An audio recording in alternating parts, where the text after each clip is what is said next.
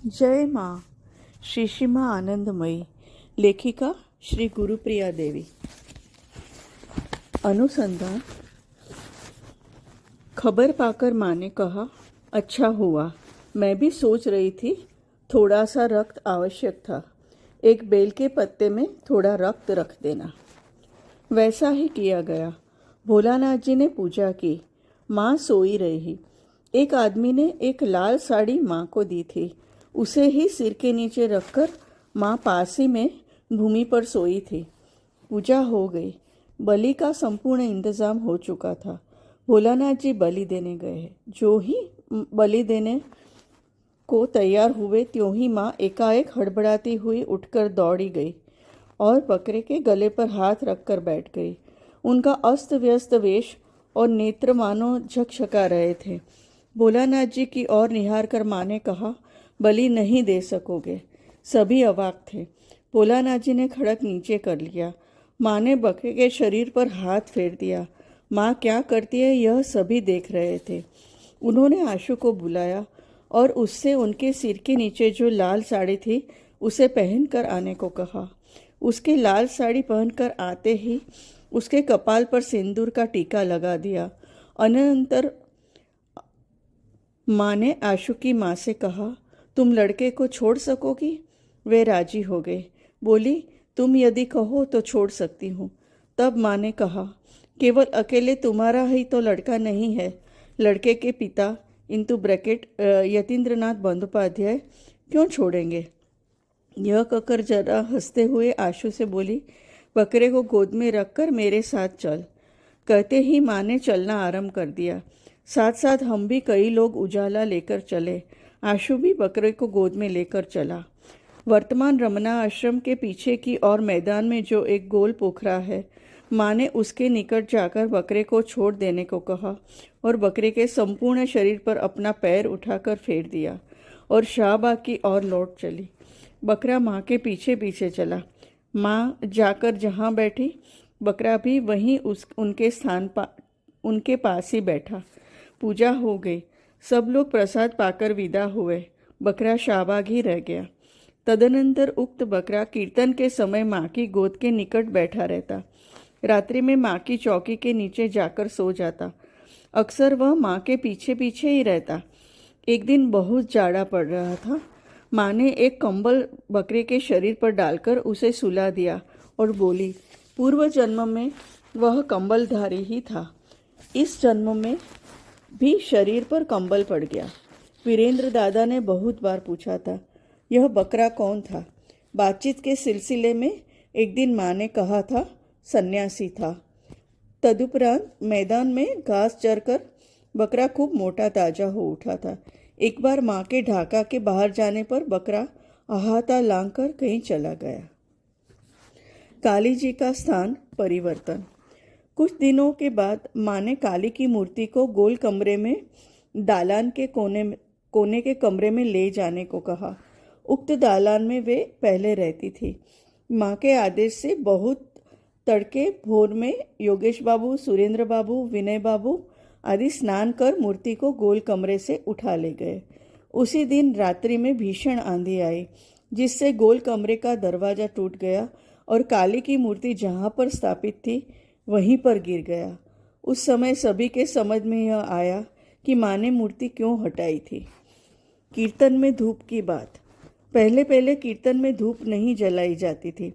एक दिन कीर्तन के समय खूब धूप की सुगंधी प्रकट हुई। कीर्तन के बाद भी सारे बगीचे में धूप की गंध का सभी को अनुभव हुआ। उस वक्त एक व्यक्ति ने प्रश्न किया कि इतनी धूप की सुगंध कहाँ से आई है? धूप तो जलाई ही नहीं गई। इस पर जटू बोला, क्यों?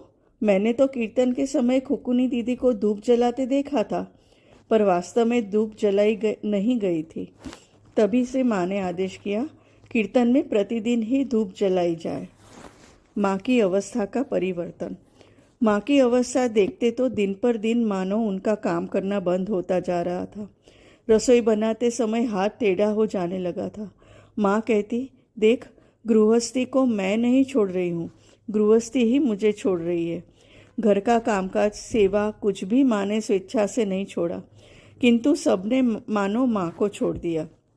भोलानाथ जी की सेवा सब अपने हाथ से ही करती। असमर्थ होने पर भी भोलानाथ जी के कहने पर बाएं हाथ से ही बड़ी कठिनाई के साथ रसोई बना डालती थी। एक दिन हमारे टीकाटूली के मकान में रात्रि में भोजन उपरांत भोलानाथ जी ने खाट पर लेटकर माँ से कहा, पैर दबा देना। तो माँ पैरों के नीचे बैठकर पैर दबाने लगी, मगर हाथ मुड़ जाने लगा, दबा न सकी। भोलानाथ जी सोए थे, इसलिए उन्होंने उक्त अवस्था देखी नहीं। अतः वे बोले, जरा जोर लगाओ ना। जो ही उन्होंने ऐसा कहा, माँ तुरंत ही बच्चे के समान ऊंचे स्वर से रोने लगी एवं रोते रोते बोली, मैं नहीं कर पा रही हूँ, यह तुम नहीं जानते हो। तुरंत ही भोलानाथ जी उठ बैठे और बोले, जरूरत नहीं है। किंतु सुने कौन। रोते रोते माँ समाधिस्थ हो गई। सारी रात उसी तरह बीती। दूसरे दिन सवेरे बहुत दिन चढ़ने पर माँ को उठाया गया। तदुपरांत शाहबाग चली गई। इस प्रकार प्रत्येक काम छोड़ती जा रही थी।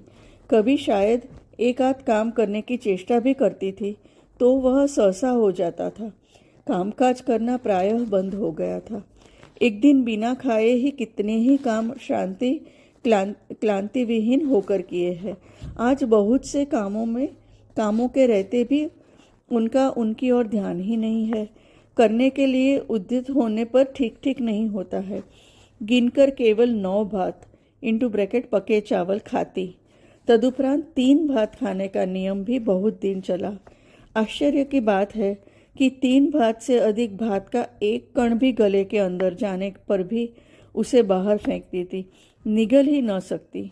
यह जो 3 भात खाने की बात कही है, उससे अधिक कुछ भी नहीं खाती थी। ढाका पारुल दिया गमन। कुछ दिनों के बाद पारुल दिया राय बहादुर के मकान में माँ और भोलानाथ जी को ले गए।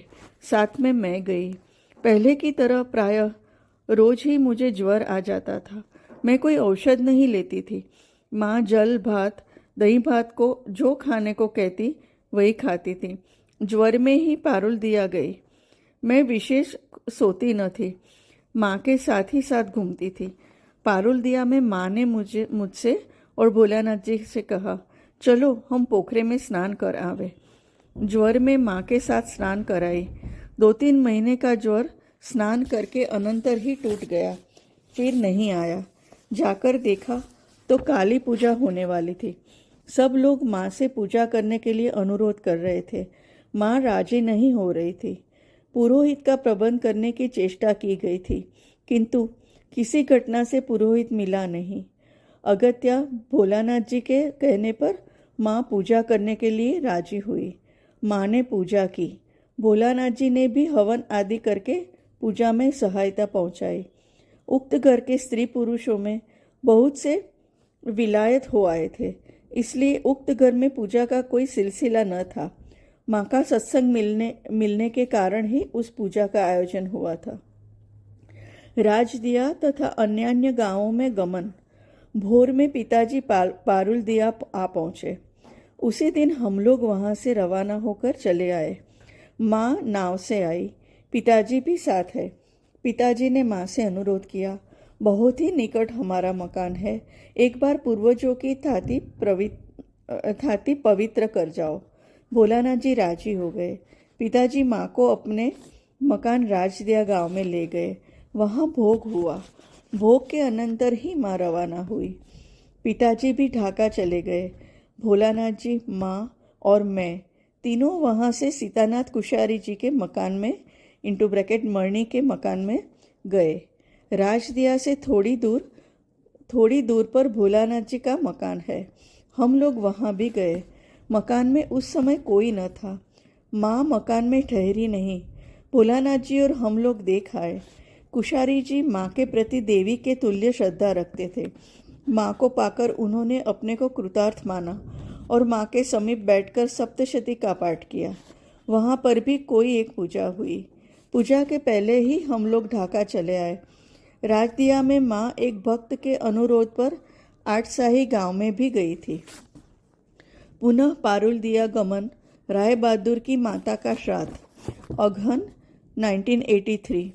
कुछ दिनों के बाद राय बहादुर की माता के श्राद्ध के उपलक्ष्य में माँ को पुनः पारुल दिया ले गए। उस बार भी मैं, भोलानाथ जी और एक माली माँ के साथ गए। राय बहादुर ने नवीन डॉक्टरी दवाखाना तथा डॉक्टर के रहने के लिए मकान बनवाया था। उन्होंने उसी मकान में रहने के लिए माँ को स्थान दिया। हम तीन जनों की रसोई वहीं बनती थी। राय बहादुर ने माँ से कहा, हमारे कुलगुरु नहीं है, मैं आपको ही अपना कुलगुरु समझता हूँ, इसलिए जननी का श्राद्ध करने के लिए बैठते समय आप सामने बैठे रहे, ऐसी मेरी अभिलाषा है। वैसा ही हुआ, किंतु जननी का श्राद्ध करते समय भी राय बहादुर पैजामा और शर्ट पहनकर ही बैठे थे। एक तो बूढ़े थे, दूसरे सदा उन्हें पहनकर रहने का अभ्यास था। पुरोहित को भी पायजामा छोड़ने को कहने का साहस नहीं हुआ। उसी तरह कर्म करा रहे थे। किंतु माँ ने वैसा देखकर पुरोहित से कहा, इन सब कर्मों के समय क्या कुर्ता आदि पहना जाता है? पुरोहित ने कहा, कुर्ता पहनना तो ठीक नहीं है, किंतु ये नंगे बदन बैठ नहीं सकते, इसलिए कुछ नहीं कहा। राय बहादुर ने भी कहा, मुझे सर्दी लग जाती है, इस भय से मैंने कपड़ा नहीं छोड़ा। माँ ने तुरंत कहा, इन सब श्राद्ध के कामों में कुछ नहीं होता, सब खोल डालना ही ठीक है, कुछ नहीं होगा। राय बहादुर ने कहा, आप जो कहेगी वही करूँगा। यह कहकर सब कपड़े उतारकर धोती पहनकर तथा शरीर पर दुपट्टा ओढ़कर ही बैठे। संध्या के बाद सब काम संपन्न हो जाने पर वे माँ से बोले, दिन भर इस तरह खुले बदन में कभी नहीं रहता हूँ। थोड़ी देर भी यदि खुले बदन रहता हूँ तो बीमार पड़ जाता हूँ, किंतु आज आपके कहने से मुझे कुछ भी नहीं हुआ, बल्कि अधिक स्वस्थ हूँ। माँ के आदेश से उस रात में कीर्तन का बंदोबस्त हुआ। खूब कीर्तन आदि हुआ। छोटी छोटी लड़कियों से (राय बहादुर की पोतियों से) माँ ने कहा, तुम लोगों को तो श्राद्ध में और कुछ करना नहीं है, तुम लोग आज सारी रात अखंड नाम कीर्तन करो। इस कीर्तन के बाद ही उनका नाम कीर्तन होगा, यह निश्चित हुआ। भ्रमर ही सबसे बड़ी थी, वही नाम कीर्तन करने वाली थी। कीर्तन में माँ को खूब भाव हुआ। उन्होंने सारे मकान की प्रदक्षिणा की। माँ की क्या सुंदर मूर्ति थी। केश अस्त व्यस्त हुए थे, कमर पर कपड़ा बांधा था, नेत्रों में अपूर्व चितवन थी। जहाँ पर मिठाई बन रही थी वहाँ जाकर हलवाइयों से भी माँ ने नाम कीर्तन करवाया। मुसलमान एक और खड़े थे, उनके निकट जाकर अल्लाह के नाम का स्वयं ही उच्चारण किया और उनसे करवाया। राय बहादुर और उनके पौत्र सभी नामोच्चारण करने लगे। इससे पूर्व उस मकान में किसी ने हरि नाम तक सुना न था। उस दिन उक्त परिस्थिति देखकर सबको आश्चर्य हो रहा था। माँ के आदेश से राय बहादुर ने हाथ में धूपदानी लेकर कीर्तन के चारों ओर प्रदक्षिणा की। उस दिन वे न जाने किस एक शक्ति से उन सब कामों को करने के लिए बाध्य हो रहे थे। उससे पहले वे यह सब कुछ मानते न थे। कीर्तन में नाम बंद होते न होते ही माँ ने मेरा मुंह जोर से दबाकर कान के निकट केवल इतना ही कहा, नाम, और अधिक बोल न सकी। उस समय भी माँ प्रकृतिस्थ नहीं हुई थी। मैंने समझा माँ ने मुझसे मौनी होकर नाम जप करने को कहा है। वही करने लगी। कीर्तन बंद हुआ। हम लोग माँ को साथ लेकर उनके रहने के लिए जो स्थान निर्दिष्ट था वहाँ गए। सभी लोग साथ साथ जाकर पहुँचा गए। माँ की स्वस्थ अवस्था देखकर सब लोग मुग्ध थे। मैं मौन होकर नाम जप कर रही थी। इधर लड़कियाँ खा पीकर नाम कीर्तन करने आई। वे सब बहुत देर तक नाम कीर्तन करने के उपरांत सो गई। माँ ने मुझसे नाम कीर्तन करने को कहा था। ऊँघने लगूंगी इस भय से मैं टहलते टहलते नाम कीर्तन करने लगी।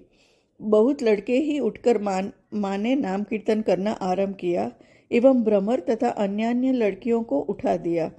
कुछ नाम कीर्तन होकर बंद हुआ।